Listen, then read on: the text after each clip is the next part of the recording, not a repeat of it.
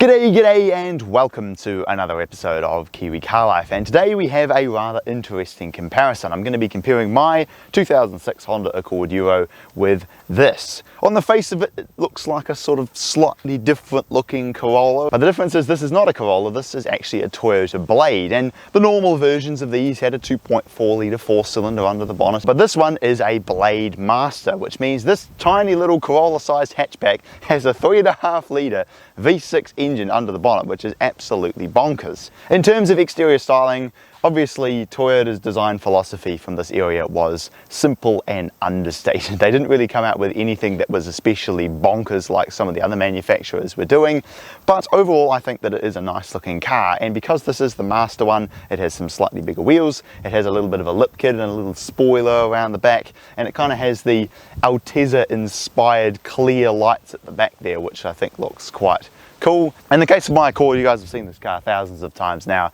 obviously has the Modulo sports kit and the Flow Designs lip kit as well, which I added on to make it look a little bit more aggressive, but overall both of them are just silver cars that are very regularly seen on New Zealand roads. Taking a look inside the interior of the Blade, and I actually quite like it. Got a little bit of Alcantara here on the dash, and up on the top of the door sills you've got a nice feeling leather steering wheel with some really good feeling little paddle shifters right here. All the colour schemes that it has with the sort of bronzy look inside the gauges. The gauges actually look really cool on this, and I mean, you know me, I like an interior with comfy seats and good build quality, and this definitely feels like a step up over just a normal Corolla or Camry from this sort of era. It is actually a surprisingly nice and well built interior. Really the only area where I see the Accord is a little bit better than the Blade is in the driving position. You definitely do sit a little bit lower, and I think these seats are potentially slightly more comfortable.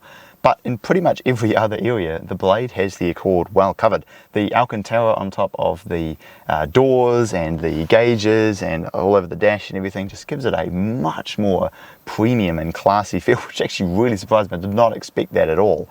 And it's better equipped. My Accord doesn't have auto lights, my Accord doesn't have keyless entry or Bluetooth and so on. But with the Accord being a slightly bigger car, it is a little bit more practical. You have slightly more rear legroom, and the back seats are definitely a bit more comfortable, and you have a bigger boot as well. The only advantage the Blade has is that naturally you can fold the seats down. Underneath the bonnet of the Toyota Blade Master is Toyota's legendary 2GR FE engine. In fact, it was so legendary that Lotus went, that would look fantastic behind the back seats of a Lotus Evora with a supercharger on it, and that is basically the exact same engine that is used in a Lotus, just without a supercharger. Naturally, obviously makes a little less power than the Lotus did, but it's still packing a hefty punch, 206 kilowatt or 280 horsepower and 344 newton meters of torque, which is probably more than most small diesels put out. It's an absolute hunk of an engine, and naturally it is paired up with a 6-speed auto, and in the case of this is front wheel drive. Under the bonnet of my Accord is a K24 A3. Naturally it's a 2.4 litre inline 4, and unlike the Blade here, my one has a few modifications on it. It's got a cold air intake, some headers, an exhaust, a reflash to tie all the modifications together, along with shorter Type R ratios. And I understand it's a little bit unfair comparing a modified Accord with a completely stock automatic Blade, but then again that does make quite a bit more power than my one does, even with all the modifications. So when it comes time to put these things head to head, it'll be very interesting to see what happens.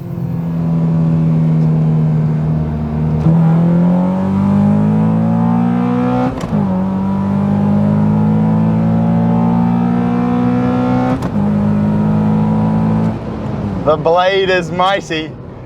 The Blade is almighty, man.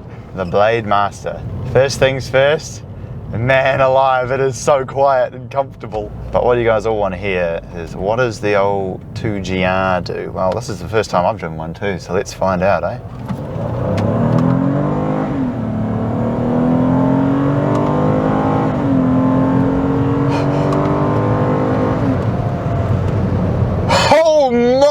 That is monstrously powerful.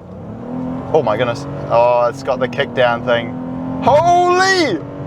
The speed! Oh my gosh. This thing feels way faster than my car because it actually has torque. A lot of people like to complain about the 2GR and say that it doesn't sound very good, but I think it sounds pretty alright, eh? It doesn't sound as good as Honda's J series, I reckon. It's not bad. Oh, and a let you bang rev limiter too, wow. Right at 6,500. It's definitely let down by the transmission. It's a typical Toyota Aisin where it won't hold ratios, which is so annoying. I've got it in 4th gear at the moment, but you put your foot down and it's chopping down into 2nd, and it's like, no, stay in 4th, stay in 4th.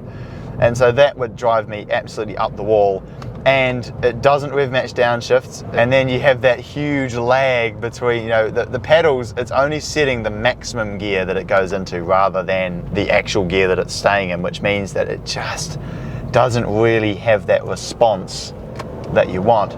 But oh my, the torque is phenomenal. How's the handling? Let's find out. I imagine probably not that good. Oh, it's all right. A lot of body roll though. Oh, I can just feel the whole car leaning over. Oh, traction control's kicking in. Oh, and it won't pick a gear. Come on, come on. See, if this had a manual, heck yeah, I'd buy this. It's not like the most amazing car ever in terms of handling, but who flipping cares when you got an engine?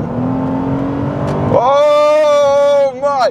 You get butterflies when you put your foot down. Maybe it's because it shouldn't feel this fast. I'm looking around and I'm just driving this kind of sitting really high up, you know, looking down over the short little stubby bonnet. And yeah, my oh my, it's fast. I mean, the fuel consumption must be awful. Is there a way to show 7.7 kilometers to the litre? That's like about, I think it's about 14 litres per 100k. My Accord does 9, or even better if you're on the open road. So that's going to be your disadvantage. But in every other way, man alive, this is quite something, eh? This is brilliant. Jumping out of the Blade and back into my Accord, and the first thing that I'm reminded of is that Blade's engine is an absolute masterpiece. And really what it highlights is just that I don't really know of any car that's like a purpose-built sports car that has that engine with a manual gearbox, which is unfortunate because in every other aspect it is a great car. It's just let down by the fact that you can tell it's just not really set up for speed and power, whereas my car,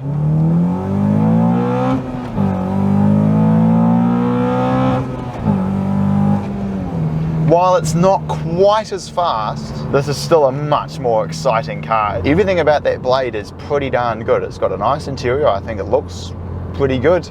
It's got an amazing engine with a really, really good amount of power. If you could stiffen up the suspension a little bit, I think it would handle quite well. But it's just the overall package, you know, the steering feel's not there, the transmission performance is not there, and it kind of relegates it to a drag race machine and sort of surprise, you know, your Audis and your BMWs and so on with your little Toyota hatchback and a to and from work cruising car. If you compare that to the Accord, it's more practical. The interior is just as nice as the Blade, but I think it looks a little bit more striking. It's available with a manual, whereas the Blade is not.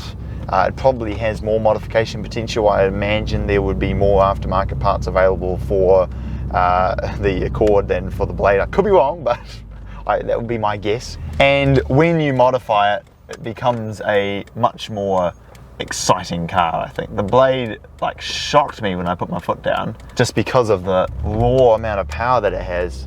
But this is still a...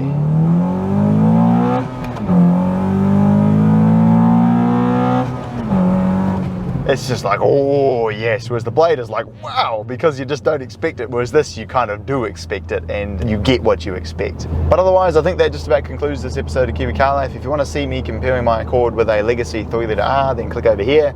And if you want to see me comparing it with a Caldina GT4, then click over here. And I will look forward to seeing you again next time.